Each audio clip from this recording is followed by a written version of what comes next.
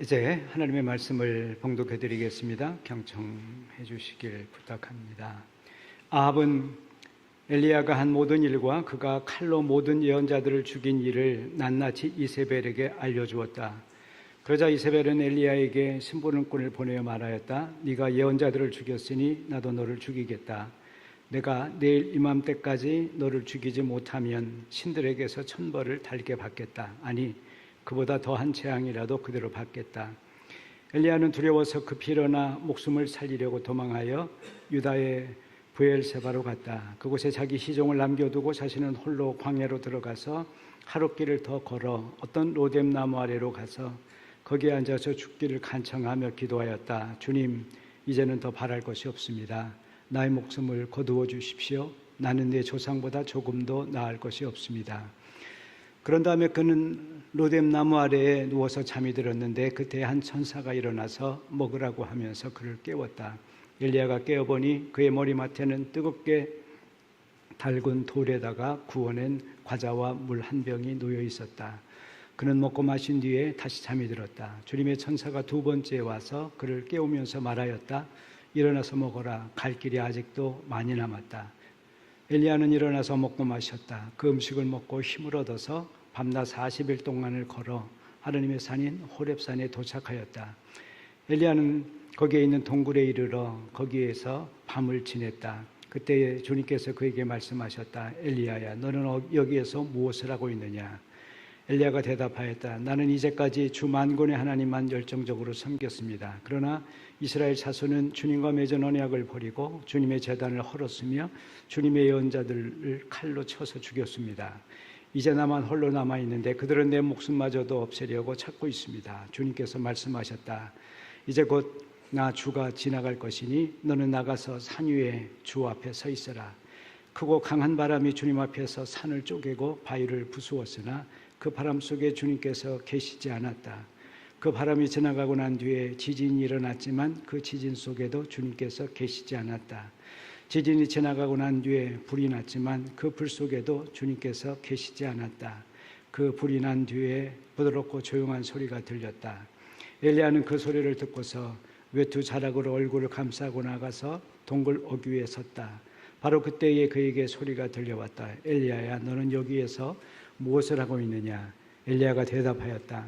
나는 이제까지 주 만군의 하나님만 열정적으로 섬겼습니다. 그러나 이스라엘 자손은 주님과 맺은 언약을 버리고 주님의 제단을 헐었으며 주님의 예언자들을 칼로 죽였습니다. 이제 나만 홀로 남아있는데 그들은 내 목숨마저도 없애려고 찾고 있습니다.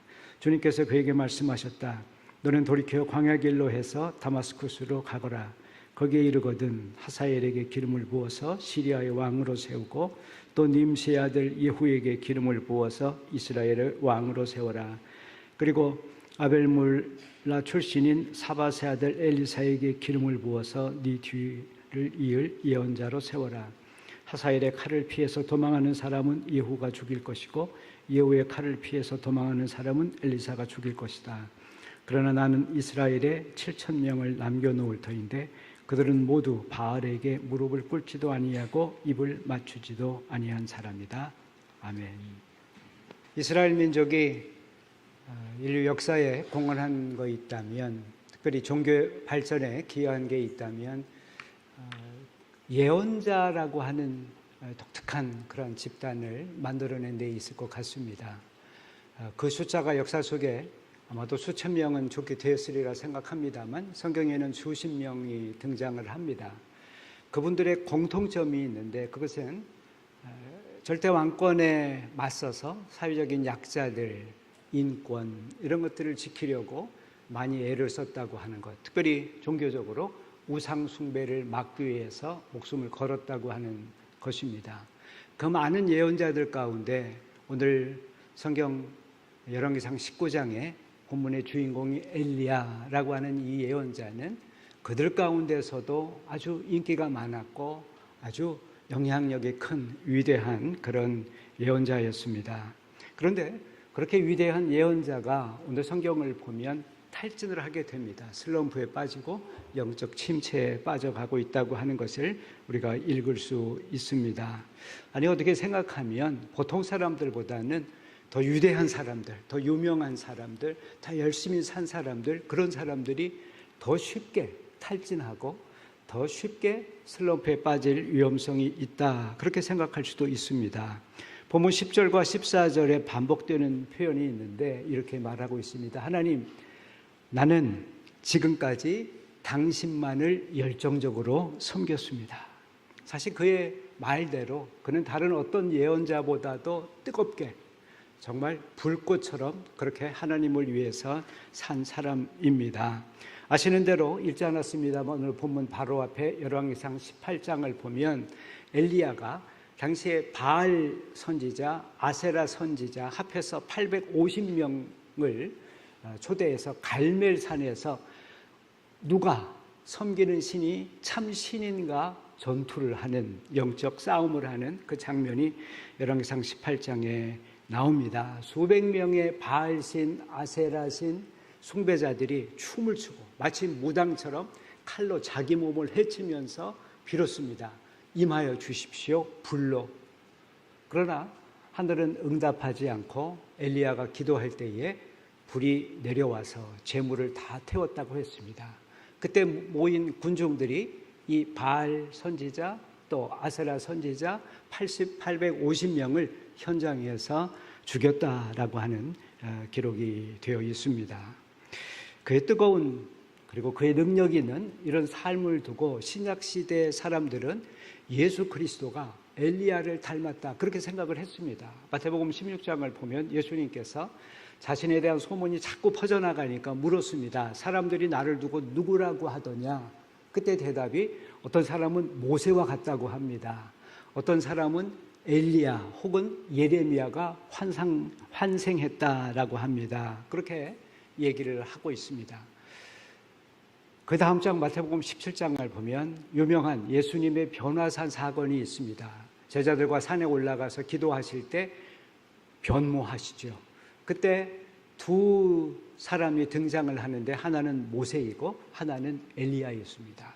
마태복음 저자는 이 이야기를 통해서 모세는 율법의 대표 상징이고 엘리야는 아마도 예언자 집단의 대표 상징인 성서의 율법서와 예언서, 아니 하나님께서 말씀하신 성서 전체의 그러한 완성으로서 예수 그리스도를 생각하고 있지 않나 하는 것을 상상할 수가 있습니다. 이렇게 위대한 사역을 한, 위대한 역사를 만든 엘리야, 그가 850명의 우상 숭배 선지자들, 예언자들을 죽임으로써 과연 이스라엘에서 우상 숭배와의 대결 역사는 완전히 종결된 것일까요? 이 850명을 죽임으로써 영원한 승리가 왔을까요? 그렇지는 않습니다. 겨우 시작이었습니다. 아시는 대로 이 이방 종교 우상 숭배를 들여왔던 시돈 왕의 공주 아합 왕의 부인인 이세벨 왕비가 분노했습니다. 그리고 오늘 성경에 보니까 내일 이 시간까지 내가 네 목을 따지 않으면 내가 믿는 모든 신들이 나를 죽일 것이다, 그렇게 맹세를 하고 있습니다. 무조건 도망을 쳤습니다. 저기 남쪽, 지금의 네게브 사막, 이스라엘 남쪽과 그 다음에 이집트를 연결하는 그 사막지대, 거기에 있는 브엘세바까지 도망을 치게 됩니다. 4절을 보면 그는 거기에서 다시 홀로 광야로 들어가서 하룻길을 더 걸어갔다, 그렇게 되어 있습니다. 그러다가 마침 로뎀나무라고 하는 한 나무 그늘을 발견하고 거기에서 잠을 자게 됩니다. 여러분, 로뎀나무 그러니까 아주 굉장히 큰 나무이고 엄청난 그늘이 있어서 정말 시원하게 하루를 지냈을 것이라 생각하지만요, 그렇지 않습니다. 키는 2m도 채 안 되고 마치 떨기나무처럼 잎은 작은, 그렇지 않겠습니까? 사막에 물도 없는 곳에 자라는 나무들이 우리가 흔히 옆에서 보는 그런 나무들일 수는 없을 것입니다. 그런데 그가 얼마나 피곤했으면, 얼마나 지쳐 있었으면, 얼마나 탈진했으면 그것을 정말 고마운 그늘로 삼아서 잠을 잤다고 그렇게 했습니다. 몇 시간이 지난 뒤에 선사가 그를 깨웠습니다. 6절에 보면 돌에 구운 과자 그리고 물 한 병이 놓여 있었습니다. 그는 먹고 마신 뒤에 다시 또 잠들었습니다. 먹고 자고 또 마시고 또 잠자고, 보통 탈진한 사람들이 흔히 보이는 그런 모습입니다. 잠에서 깨어난 엘리야는 다시 40일을 더 걸어 들어갔습니다. 그것도 성경을 보면 밤낮 40일을 걸어 들어가는 깊은 사막이고, 그 깊은 사막에 있는 호렙산이었습니다. 그 호렙산의 한 동굴을 찾아서 거기에서 그는 처박혀 있습니다. 4절을 보시면은요, 그가 여러 번 반복하는 표현이 또 하나 있습니다. 죽고 싶습니다. 이제 그만 죽어도 되겠습니다. 더 살고 싶지 않습니다. 그렇게 자신의 신세를 한탄합니다. 죽고 싶다고 하는 이 한마디, 짧은 문장이지만 사실은 어마어마한 무게를 갖고 있는 그러한 표현입니다. 탈진을 하게 되면 누구나 그런 감정을 느끼게 되는 것 같습니다. 신체적으로 만성적인 피로감에 사로잡힙니다. 무기력증에 빠집니다. 사회적으로 고립감을 느끼게 되고요. 그래서 본문 10절과 14절에서 말하듯이 하나님 나뿐입니다. 아무도 나와 함께하는 사람이 없습니다. 그런 고립감을 느낍니다. 생활은 만사가 귀찮아지고 매사에 의욕이 없습니다. 심지어 영적으로도 하나님을 굉장히 멀게 느껴집니다. 기도할 힘조차 없고 대신 하나님에 대한 의심과 원망과 불평이 생겨납니다.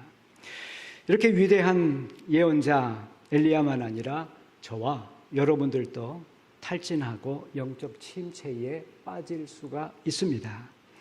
어쩌면 지금 여러분 가운데 그런 비슷한 상황에 빠져 있는 사람도 있으리라고 생각을 합니다.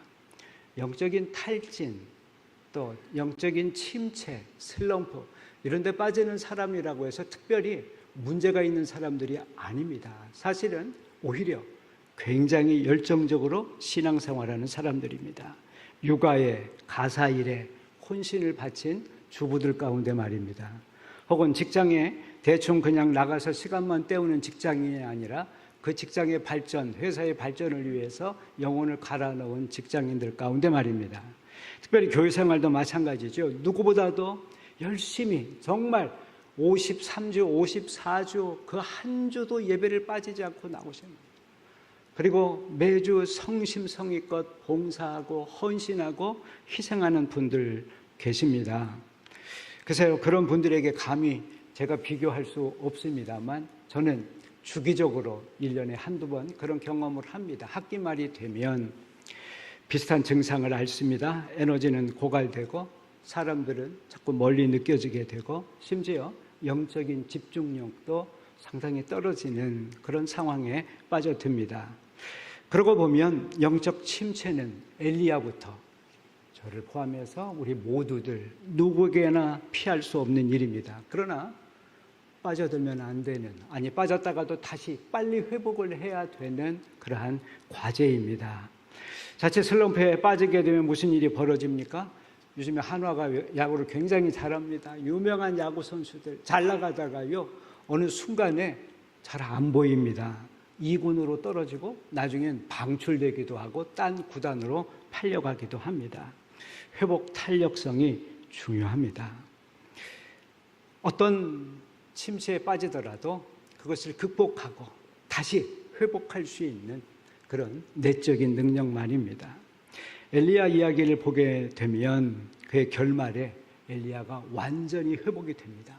그래서 자신이 그동안 해왔던 일보다도 더 엄청난 일들을 하게 됩니다. 예를 들면 이스라엘을 침공하는 그러한 시리아의 왕조를 바꾸는 그러한 위대한 일을 하게 됩니다.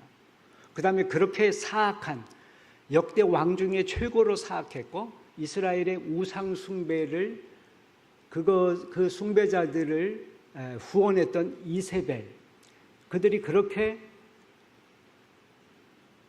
이 바알 종교와 아세라 그 신앙을 확장시켰는데 그러한 왕을 뒤바꾸는 그런 위대한 일들을 하게 됩니다. 무엇보다 자신만큼이나 훌륭하고 위대하고 능력 있는 제자 엘리사를 기르는 것을 우리는 알 수가 있습니다. 어떻게 엘리야가 그런 영적 어려움 속에 하나님 죽고 싶습니다. 하나님하고 말도 하기 싫습니다. 그냥 차라리 목숨을 지금 데려가십시오. 이러던 사람이 어떻게 이렇게 역사의 길을 바꾸고 위대한 제자들을 새롭게 만들어냈을까요? 저는 오늘 이 질문에 세 가지 힌트가 답을 본문에서 찾을 수 있었습니다. 하나는 자연이고, 다른 하나는 하나님이고, 그리고 다른 하나는 영적인 공동체였습니다. 첫 번째 자연입니다. 자연은 우리를 치유할 수 있는 힘을 가지고 있습니다. 탈진한 엘리야가 첫 번째 하는 행동이 무엇입니까? 왕궁, 도시, 자기가 사역하던 곳을 떠나서 전혀 인적이 없는 광야로 들어갔습니다. 오늘 본문에 여러 가지 단어들이 등장하는데 광야, 로뎀나무, 사막, 산, 동굴, 그리고 읽지 않았습니다만 그 앞에 17장을 보면 까마귀가 그의 먹을 것을 공급하는 것을 볼 수 있습니다. 자연은 무엇입니까? 우리가 쓰고 버리는 것이 그것만이 아닙니다. 자연은 하나님의 창조물이어서 거기에 하나님의 흔적을 찾을 수 있는 하나님의 계시의 수단이기도 합니다. 자연은 우리가 하나님을 만날 수 있는 중요한 통로입니다. 동시에 자연은 병들고 지친 사람들을 회복하는 힘을 줍니다.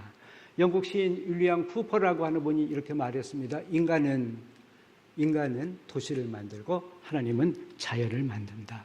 도시는 인간을 병들게 만들기 쉽습니다. 그런데 자연은 그런 인간들을 치유하고 회복시키는 놀라운 능력을 갖고 있습니다. 우리가 지치고 외롭고 슬럼프에 빠지면 사람이 또 그리워지기도 합니다. 그래서 자꾸 카톡을 하고 전화를 붙듭니다. 그러다가 또 상처를 받습니다. 어떤 때는 차라리 잊어버리고 자연을 찾는 것이 더 나은 방법은 아닐까? 자연은 사람과 달리 말이 없습니다. 대신 색깔로, 소리로, 모양과 향기로 우리에게 위로를 건네고 우리의 상처를 만져줍니다. 실제로요, 그런 얘기들을 듣습니다. 병원에서 치료 불가 판정을 받았습니다. 다 포기하고 도시를 떠나서 귀촌한 분들이 있습니다. 사업에 실패해서 또 깨진 인간관계 때문에 상처투성이인 몸을 끌고 산속에 들어가서 나오지 않는 자연인들도 있습니다. 그 정도는 아니지만 제주 한 달살이를 하시는 분들, 정원을 가꾸시는 분들, 또 맨발 걷기 풍욕을 하는 분들, 어떤 사람에게는 강아지나 고양이 기르는 게, 혹은 어떤 어린이에게는 송사리나 장수풍뎅이 기르는 게 아마도 그렇게 치유하는 길일 것입니다. 서로 교감할 수 있는, 내 마음을 전할 수 있고 그 마음을 다시 받을 수 있는 그런 관계라면 어떤 것이든 우리의 상처를 치유할 힘을 갖고 있습니다. 어떤 연예인 얘기를 제가 봤는데요, 돌멩이와 교감을 하는 분이었습니다. 글쎄요, 아마 재밌으라고 꾸며낸 얘기도 같고 실제로 그럴 수도 있겠다, 그런 생각을 해봤습니다. 두 번째는 과거에 알던 하나님 잊어버리고 새로운 하나님을 만나야지 됩니다. 오늘 성경 본문에 40일 걸어 들어간 곳, 그곳은 호렙산이었습니다. 성서 저자는 아마 그 산을 지구의 끝, 인간의 마지막이라고 생각한 듯 합니다. 더 이상 갈 데가 없는 곳, 모세도 엘리야도 갈 데가 없어 마지막 숨어 들어간 곳, 마지막 피신한 곳, 그것이 바로 호렙산 어두운 동굴이었습니다. 거기 동굴 속에 처박혀 있을 때 하나님께서 엘리야를 찾아옵니다. 그런데 완전히 낯선 모습으로 찾아오십니다. 11절을 보면 크고 강한 바람이 산을 쪼개고 바위를 부수었다고 했습니다. 12절에 굉음과 함께 지진이 났습니다. 또 뒤이어서는 거대한 불꽃과 화염이 찾아왔습니다. 여러분, 이 세 가지 놀라운, 이 위대한, 그래서 위대한 거보다 하여튼 주목할 만한 이 큰 일 속에 공통적으로 반복되는 표현이 있습니다. 뭔 줄 압니까? 광풍에도, 지진에도, 화염 속에도 거기 하나님이 계시지 않았다. 거기 하나님이 계시지 않았습니다. 사실 어떻게 생각하면 이 광풍과 또 지진과 화염은 엘리야가 하나님을 경험했던 과거의 사건들과 밀접하게 관련이 되어 있습니다. 아시는 대로 바로 앞에 나오는 갈멜살 전투만 해도요, 위로부터 내리는 불꽃, 그 화염, 그것이 우상 숭배자 그 제사장들을 죽음으로 처단할 수 있는 엄청난 하나님의 임재 사건 아니었겠습니까? 바로 그런 점에서 엘리야는 전혀 새로운 하나님을 만나게 됩니다.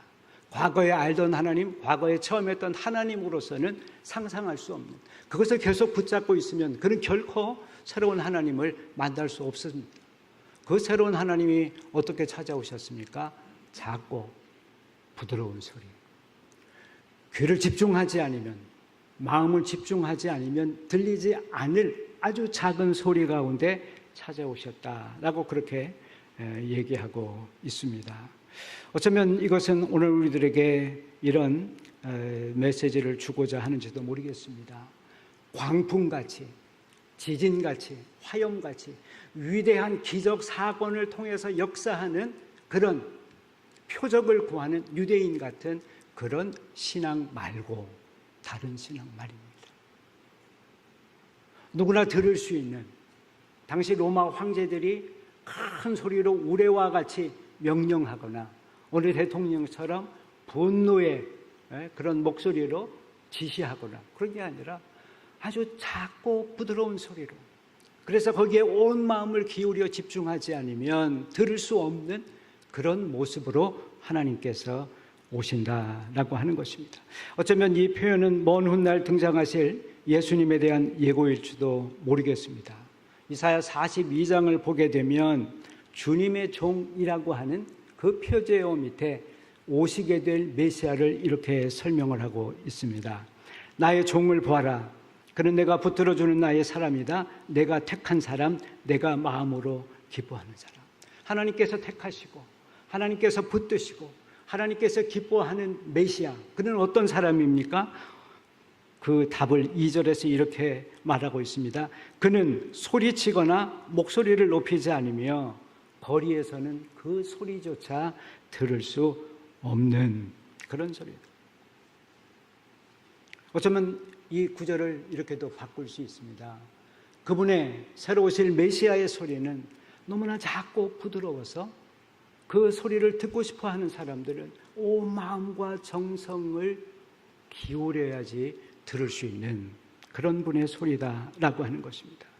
실제로 그렇지 않았습니까? 주님은 연한 순같이 부드러웠습니다. 어린 양같이 연약하셨습니다. 십자가 위에서는 한마디 큰 소리로 말씀하신 것이 없습니다.